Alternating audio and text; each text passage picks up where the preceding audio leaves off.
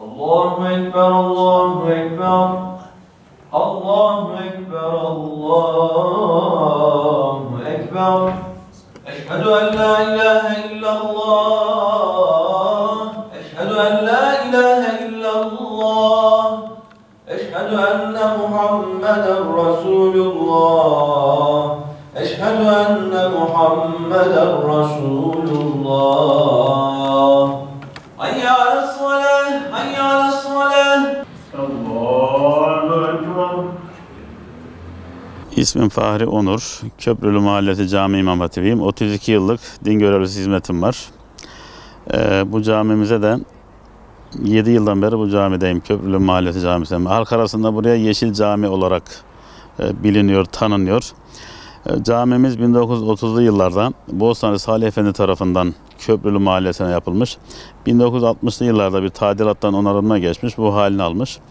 1983 yılında da vatandaşın bir tanesi Gülek Boğazı'ndan bu şu andaki gördüğünüz sarmaşıkların fidesini getirerek camimizin minaresinin olduğu bölgeye dikiyor ve 1983'ten bu zamana bu halini alıyor. Camimizde 200 civarında bitki çeşidi var. Halk arasında botanik bahçe olarak da biliniyor. İşte bölgemizde en iyi ve düzenli, temiz camilerimizden 1997 yıllarda Adana'da birinci seçiliyor temizlik ve bahçe bakımından.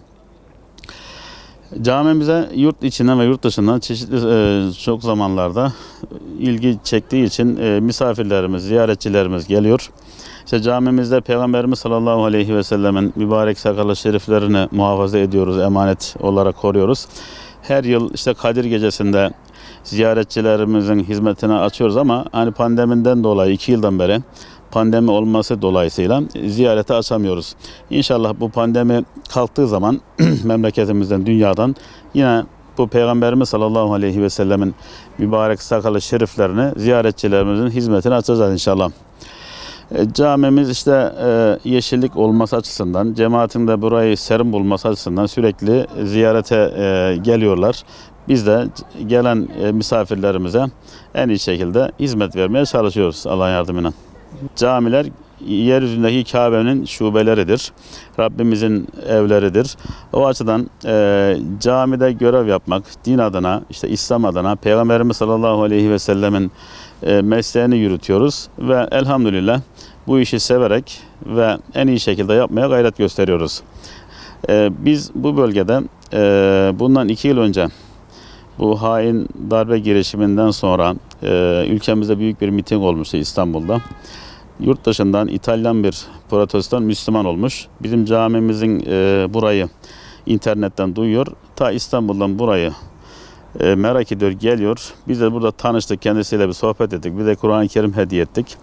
Böyle anılarımız var. Yani Allah'a şükür camimiz hem yurt dışında hem de yurt içinde ve bu bölgede tanınan, bilinen mükemmel bir manevi atmosferi yüksek olan bir camidir. Böyle bir camide vatandaşımıza Rabbimizin emirlerini tebliğ ettiğimiz için memnunuz Allah'a şükür. Şimdi bizim Diyanet İşleri Başkanlığımızın vatandaşımızın anlayabileceği en net şekilde yayınları var. Artı müftülüklerimiz, vaizlerimiz, ondan sonra Diyanet İşleri Başkanlığımızın açmış olduğu 190 fetva hattı var, alo fetva hattı. Vatandaşlarımız hiçbir böyle mesnet sahibi olmayan bilgilere dayanıp da kendilerine böyle dini konularda yönlendirmeyip bizzat müftülüklerimize, işte cami imam hatip arkadaşlarımıza, ondan sonra alo 190 fetva hattımızı arayarak kafasına takılan sorularla en net bilgiler alabilirler. Bu konuda her zaman her daim bütün imam arkadaşlarımız, din görevlilerimiz, vaizlerimiz, müftülüklerimiz her zaman görevdedir. Ve başka saplantılara girip de dinin esasını bozmayıp dinin aslını yaşamalarını istiyoruz yani. Ben Hatip Tuğra Karagöz, Karaman'dan geliyorum. Veteriner hekimim. Caminin namını duyduk. Adana'ya gelmişken bir de böyle bitkisiyle her türlü böyle envai çeşit doğasıyla bu camiyi de görmek için geldik. Büyülendik zaten. Her türlü böyle betonun arasında vaha gibi cami. Camilerin böyle zaten kendi muhteviyatında bir huzur yapısı var. Burada sadece cemaate değil de aynı zamanda pek çok işte bitkiye, bitki türüne, sarmaşıklara, bu güzel çiçeklere hayat buluyor olması, burada yaşıyor olması o insanın maneviyatını da katlayan bir husus oluyor.